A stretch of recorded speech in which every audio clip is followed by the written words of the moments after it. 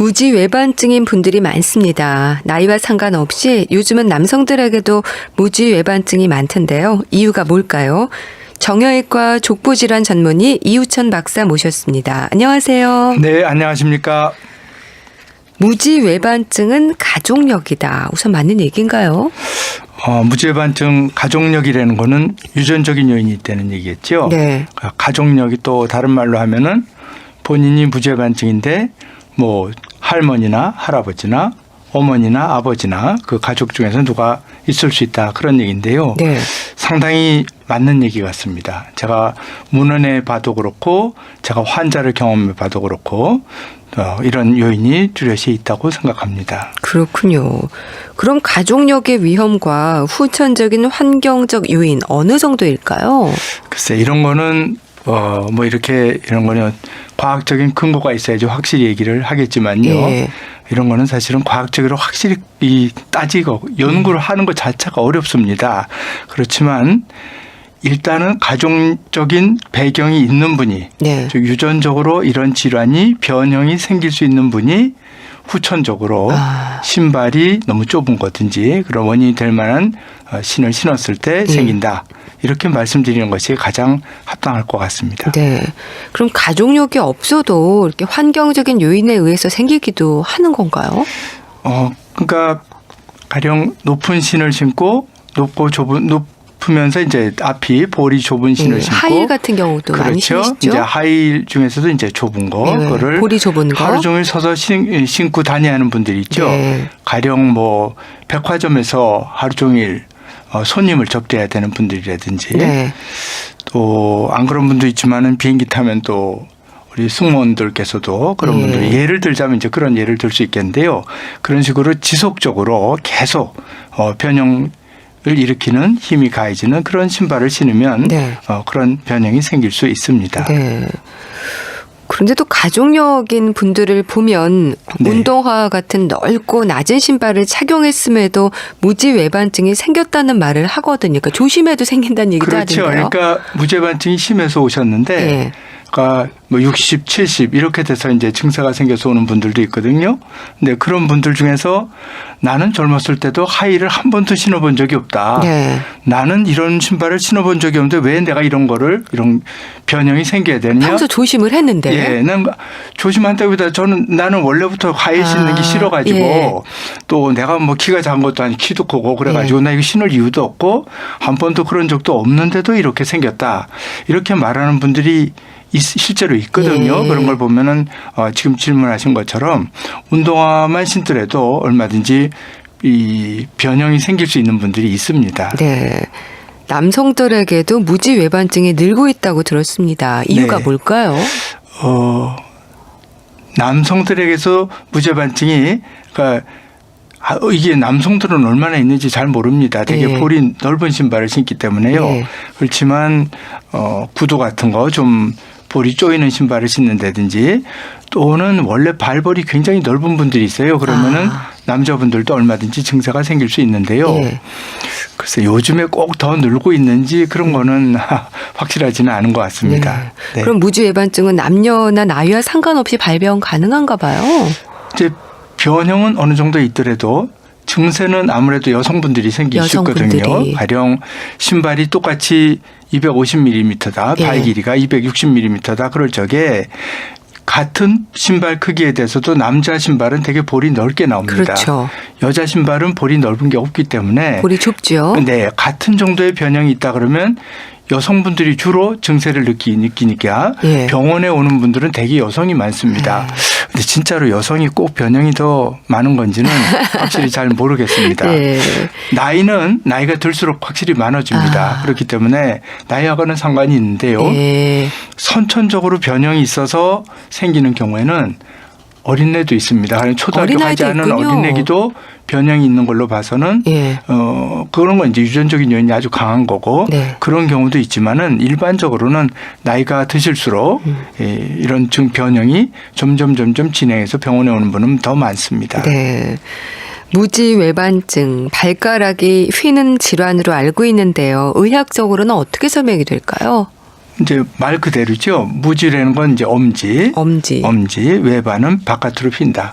이제 바퀴라는 거는 발가락 1번, 2번, 3번, 4번, 5번 있을 때 엄지가 새끼 발가락 쪽으로 휘는 것이죠. 네. 근데 엄지가 새끼 발가락 쪽으로 휘면은 1번과 2번 발가락이 마주쳐서 증세가 생기는 분도 있지만 그보다는 발가락 뿌리 부분이 튀어나와서 그것이 이제 신과 마주쳐서 거기에 염증이 생기고 네. 그래서 통증이 생기는 그런 질환이라고 할 수 있겠습니다.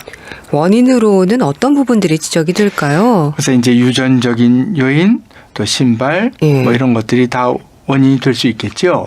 근데 자기 발볼보다 볼과 맞는 신발을 신는 경우에는 되게 괜찮은데 네. 아무래도 발볼이 넓은 분이 좁은 신을 신는 것이 증세를 일으키는 가장 큰 원인인 것 같습니다. 예. 신발 굽이 너무 낮아도 너무 네. 높아도 문제라는 말이 있던데요. 네. 그러니까 낮은 신발일수록 좋은 것도 아닌가 봐요. 신발이 이제 지금 무지 외만증과 관련시켜서 줄 얘기를 해보자면은 굽이 높은 신발을 신으면 엄지발가락이 옆으로 휩니다. 예. 그래서 이제 그냥 서서 뒤꿈치를 들어보면은 엄지발가락이 약간 새끼발가락 쪽으로 휘는 거를 볼 수 있습니다. 그래서 하이힐과 무지외반증이라는 것은 이건 상관이 있겠구나. 이건 누구나 이제 생각할 수 있는 거고요. 그러니까 심하진 않아도 약간씩은 휘죠. 하이힐을 그렇죠. 많이 신는 분들은. 그렇습니다. 그리고 하이힐 때문에 휘는 것도 이제 뒤꿈치를 많이 올리면 일단 엄지가 바깥쪽으로 휘게 돼 있습니다. 그렇군요. 네. 근데 이제 낮은 신발과 무지외반증 이거는 꼭 무지외반증과는 별 상관은 없을 것 같은데요. 낮은 것 때문에. 하지만 굽이 낮다는 거는 대개는 굽이 낮은 신발들은 발에 쿠션이 별로 없는 신발이 많습니다. 이제 요즘 플랫 슈즈라고 그렇죠. 하는데 이제 이 밑창이 아주 얇은 경우가 많죠. 그러면은 꼭 무지외반증이 아니더라도 발을 이제 발바닥이 아프다든지 아플 수 있는 요인은 될 것 같습니다. 네. 어느 정도 굽이 좋을까요? 보통 그래서 남자분들 신발 보면은 뒷굽이 앞굽보다 대개 2cm 정도 높습니다. 그래서 그 정도 되는 것이 꼭 무지외반증을 뭐 일으킨다 안 일으킨다를 떠나서라도 발이 편안하게 지면을 차고 나가는 그런 정상적인 보행에 유리한 조건이라고 봅니다. 그러니까 신발 폭이라든지 볼이 이제 문제라는 거죠. 그렇죠. 네. 보기에 휘어짐이 심해도 통증과 같은 증상이 없으면 치료하지 않아도 된다. 이런 말도 있던데요. 이거는 같은 정도 발가락이 엄지가 휘어 있더라도 똑같은 정도의 증상이 있는 것은 아니라는 것을 한번 이렇게 같은 말이 될 것 같습니다. 그래서 어느 정도 휘어 있지만 어느 분은 상당히 아파하는데 어느 분은 전혀 증상이 없는 경우가 있습니다. 그러니까 너무 아파 보이는데 전혀 아프지 않은 거죠. 그런 분도 있죠. 가령 할머니 같은 분들은 어느 할머니 분들은 굉장히 심하고 심지어 첫 번째 발가락이 두 번째 발가락과 이렇게 올라탈 정도로 겹쳐 있는 분도 있는데 그래도 안 아픈 분도 있습니다. 그렇지만 이제 변형이 심할수록 증상이 생길 가능성은 아무래도 더 높아질 것 같습니다. 또한 이렇게 변형이 생기면 생길수록 발이 그 부분이 더 튀어나오기 때문에 신발하고 마주치기도 쉽고 그렇기 때문에 증상이 더 생기고 그렇지만 꼭 이렇게 각도를 가지고서 요만큼 휘면은 꼭 요만큼 아프고 요만큼 휘어서 꼭 어떤 치료를 해야 된다. 그렇게 이렇게 딱 이렇게 비율적으로 되는 것은 아닙니다. 네. 그럼 통증이 따로 없다면 일단 지켜보는 게 우선인가요? 그렇죠. 이제 웬만큼 변형이 있어서는 대개 증세가 없는 분도 많은데 그럴 때는 대개는 그냥 지켜보라 그럽니다. 이제 경미한 증상이 있을 때는 뭐 이제 신발을 본인 이제 주위에서 편안하게 자연히 이제 신기도 하고 신어보라고 권하지만 특별히 뭐 증세가 없다 그러면 병원에 오더라도 좀 지켜보자. 신발을 편안하게 신어보십시오. 이런 정도로 말하고 지나가는 경우가 많습니다. 그럼 이렇게 휘어짐이 심해도 증상이 없을 수 있는 건 왜 그럴까요? 그거는 이제 두 가지라고 봅니다. 하나는 실제로 증상이 없는 경우가 있습니다. 실제로. 또 하나는 증상은 있는데 발을 옆으로 디딥니다. 엄지 쪽을 힘을 안 주는 거죠. 자기도 모르게. 그러니까 발이 약간만 그쪽에 힘을 안 주면은 들룰리거든요, 신발이. 네. 이제 그래서 그럴 수가 있고, 그래서 그 두 가지 원인이 있을 것 같습니다. 네. 네. 그럼 나름의 요령으로 걷는다는 건데 그러면 또 변형이 더 생기나요? 그렇지는 않지만은 그 발이 되는 게 똑바로 다 지면에 밀착돼서 걷는 게 좋은데 네. 한쪽으로 이렇게 기울어져서 걷다 보면 그것 때문에 발에 이제 다른 부위에도 증세가 생길 수 있고 예. 발목이든지 뭐 그거보다 더 위에 다리 부분에도 네. 증세가 생길 수 있습니다. 심한 분들을 보면 엄지발가락이 검지발가락과 붙어 있는 경우도 있던데 네. 이러면 또 피부 질환으로도 이어지지 않을까요? 그래서 이제 그 무죄반증이 있는데 엄지발가락 뿌리 부분에 돌출된 부분, 네. 튀어나온 부분보다도 그냥 이렇게 겉으로 봐서는 거기가 신과 마주쳐서 아플 것 같거든요. 네. 근데 실제로 그 환자분이 얘기하는 거는 첫 번째와 두 번째 발가락이 마주쳐서 아유. 발가락이 마주치는 부분에 굳은 살이 생겨서 그 부분이 아픈 분도 있고 예. 또 물집이 생기는 분도 있고 이제 그런 피부 질환이 생길 수가 있습니다. 그러니까 엄지발가락과 검지발가락이 부딪히는 부분이죠. 그렇죠. 네. 그렇죠. 네. 거기에 염증이 많이 생기는가 봐요. 그러니까 거기가 주 증세로 오는 분들이 있습니다. 예. 이게 돌출된 부분이 엄지발가락 그 안쪽으로 튀어나온 부분이 아프게 생겼는데 예. 그것보다는 예. 발가락 사이가 마주쳐서 증세를 일으켜서 오는 분이 또 있습니다. 네. 무지외반증은 한쪽 발에만 생기는 경우는 없고 네. 양쪽 발에 모두 생긴다. 그렇습니까? 대개는 양쪽에 무죄반증이 있는 경우가 많고요.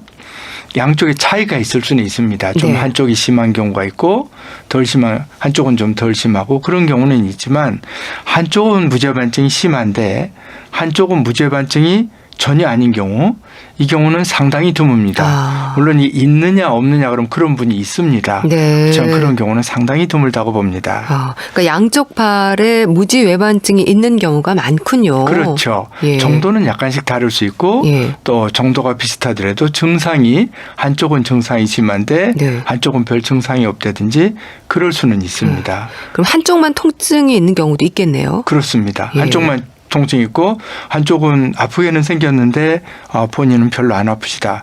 그런 경우는 얼마든지 있습니다. 네. 진단은 뭐 육안으로도 가능할 것 같긴 한데요. 네. 어떤 검사가 진행이 될까요? 육안으로 물론 어디가 아픈지 네. 아까 또 얘기했지만 엄지발가락과 검지발가락 사이가 부딪히는 부분에 굳은 살이 있는지 뭐 이런 것도 봐야 되겠죠. 네. 이제 그런 것들이 또 중요하고요. 또 발가락의 길이가 어떤가. 엄지발가락이 두 번째 발가락보다 짧은 분들도 있고 네. 긴 분들도 있고 이제 이런 것들도 진단을 해서 치료에 들어갈 때는 그런 것도 상관이 있습니다. 네. 근데 이제 이런 육안으로 진단하고 진찰하는 거, 그러니까 또 하나는 관절을 움직여 보죠. 변형만 보는 것이 아니고 관절을 움직여 봐서 네. 움직일 때 아프다. 아프면은 보통 변형은 심하지만 발가락 움직일 때는 안 아프거든요. 근데 움직일 때 아플 때는 변형뿐만 아니라 그 관절에 관절염이 생긴 경우가 꽤 있습니다. 네. 그래서 이제 그런 것도 진찰 소견에 이제 중요합니다. 네. 근데 이제 그거 말고 어떤 검사를 하느냐? 그런 검사는 엑스레이를 보통 찍겠죠. 엑스레이를 찍으면 관절이 실제로 얼마나 휘어 있는지 또 그 관절면이 어느 방향을 향하고 있는지 네. 어느 그 선천적인 변형 같은 쪽이 더 심한지 이런 것도 또 참고가 되고요. 네. 또 평발이 있는지 이런 것들도 역시 볼 수 있습니다. 네. 또 하나는 이제 CT라는 걸 또 할 경우가 있어가지고요. CT라면은 그 뼈와 그 엄지발가락 그 뿌리 부분에 그 뼈 밑에 종자골이라는 작은 뼈가 두 개가 있습니다. 네. 근데 그것과 이 엄지발가락이 무지외반증의 증세가 문제가 되는 중족골이라는 뼈, 예. 그 관절 안에 그런 구조물이 있는데 그것들 사이에 관절 연골이 어떤지, 예. 관절염은 얼마나 심한지 이런 거를 보기 위해서는 CT도 발 하고 CT를 있습니다. 찍는 건가요? 그렇습니다. 예. 발 CT는 이제 가만히 이렇게 보통 누워서 찍는 것보다는 당연히 서서 찍는 게 더 좋겠죠. 그래서 네. 엑스레이도 마찬가지로 서서 엑스레이 찍어서 서 있는 상태에서 얼마나 휘는지 이런 걸 보고 CT를 한다면 역시 서 있는 상태에서 하는 것이 더 의미가 있습니다. 네. 무지외반증으로 인한 통증을 느끼는 분들이 많으시잖아요. 네. 통증의 단계별 점수랄까요? 이런 부분들도 있습니까? 참 어려운 건데요. 네. 이제 통증을 보통 우리가 통증 지수라는 거를 씁니다. 통증 지수. 네. 그러니까 1부터 뭐 10까지 또는 1부터 100까지 보통 이제 1부터 10까지 10단계 그 지표를 많이 사용하는데요. 네. 0은 하나도 안 아픈 거고 10 정도의 지표면은 내 발을 아예 잘라버렸으면 좋겠다. 절단했으면 그 정도로 통증이 심하군요. 그렇죠. 이제 그런 지표를 사용한다는 거죠. 예. 그런 지표를 사용할 때 대개 무죄반증이 병원에 와서 증세를 호소할 때는 무죄반증은 8, 90 이런 정도의 심한 통증은 잘 없습니다. 네. 대개 4, 5, 6 정도 중등도 정도의 통증을 호소한다고 볼 수 있겠고 네. 그런 거를 이제 지표로 굳이 점수를 매긴다면 이런 지표를 사용합니다. 네. 이걸 통증 지수라 그럽니다. 예. 네. 치료는 비수술적인 방법으로도 가능합니까? 비수술적이라는 건 수술 안 하는 게 다 포함되는 말인데요. 가장 그것이 신발이겠죠, 그죠? 신발. 볼이 넓은 신발, 예. 볼이 넓은 신발. 그 다음에 발가락 사이에 뭘 끼워서 엄지발가락과 두 번째 발가락 사이를 벌려주면은 좀 덜 아프겠죠, 그죠? 예. 눌리는 부분이 자연히 조금 덜 아픕니다. 예. 그 다음에 이제 보조기가 있습니다. 보조기라는 거는 발가락을 강제로 벌리는 거죠. 네. 그 보조기는 되게 크기가 상당히 크기 때문에 신발 안에 신을 수가 없습니다. 안 그래도 신발 볼이 좁아서 무죄반증이 생긴 분한테 네. 보조기를 하면은 신발 안에 발이 들어갈 수가 없는 거죠. 그렇겠네요. 이제 그런데 비수술적인 치료라 그래가지고 신발을 편안한 걸 신는다, 볼이 넓은 걸 신는다, 발가락 사이에 뭘 끼워 넣는다. 이건 좋은데 네. 보조기를 잘 때만 하도록 권하는 분이 이제 그렇게 보조기를 광고를 하고 판매되는 경우가 있는데요. 네. 이 무죄반증 서 있고 걸어갈 때 변형이 악화되는 겁니다. 그러니까 잘 때는 의미가 없군요. 사실은 잘 때 의미가 없다는 거를 지금 제가 네. 말씀을 드리는 건데요. 그 투박한 거를 발에 끼고 자려면 그 자체가 불편하고 또 실제는 서 있고 걸어 다닐 때 문제가 되는데 보조기를 계속해도 효과가 없는 거를 괜히 고생하실 필요가 있을까 하는 말씀입니다. 네. 네. 보통 통증이 심해서 오는 경우도 있지만 네. 외관상 모양도 안 좋고 이거 수술해야 그렇습니다. 되나요? 해서 상담하러 오시는 분들도 많으실 것 그렇습니다. 같습니다. 네. 그리고 또 하나는 이제 악화될까 봐. 예. 지금 단계에서 그대로 두면은 악화될 것 같은데 네. 악화돼서 이걸 치료하는 게 좋으냐? 지금은 별 증세가 없지만 지금 좀 증세가 없지만 이걸 지금이라도 내가 어떤 적극적인 치료 수술을 하는 게 좋으냐 이렇게 예, 상담하는 그런 상담이 분들 많을 것 같습니다. 그렇죠. 그런 분들이 있습니다. 그래서 통증이 없는데 치료를 원하는 거는 되게 젊은 여성분들입니다. 네. 또는 중학생, 고등학생. 중고등학생도 있군요. 있습니다. 네. 그거는 이제 선천적인 요인이 강한 건데 네. 중학생, 고등학생 되게 당연히 여자겠죠. 젊은 여성분들은 이 외형 때문에 통증은 별로 없는데도 이걸 좀 치료해 줬으면 하는 분들이 네. 상당히 많이 있습니다. 예. 그리고 그런데 이제 대개는 의사 입장에서는 외형적인 이 외관상의 문제보다는 증상을 주로 치료하는 것이 맞다고 보기 때문에 네. 가능하면은 이렇게 좀 신발을 편안하게 신도록 하고 있습니다. 네. 또 하나는 변형이 내가 지금 뚜렷이 봐도 변형은 있는데 증세는 별로 없는데 이런 경우에 이거 내가 나이 들어서 변형이 심해져서 그때 가서 만약에 수술한다 그러면 차라리 내가 지금 젊을 때 네. 몸도 좀 건강할 때 수술하는 게 그럴 때면 좋을 것 어떨까 같기도 하고요. 이렇게 물어보는 분들이 있는데 네. 사실은 뭐 증세가 뚜렷하지 않다면 나이 들어서 하는 게 전 그렇게 두 가지를 굳이 물어볼 때는 책에도 그렇고 당연히 증세가 뚜렷해진 다음에 나이가 들더라도 그때 하는 게 맞다고 봅니다. 네. 또 변형이 좀 심해지더라도 증세가 없을 수도 있고 변형이 어느 정도 있으면 1년에 몇 도씩 꼭 이렇게 악화되는 건 아니거든요. 네. 그러니까 그거는 일반적인 권유사항은 그렇습니다. 네. 네.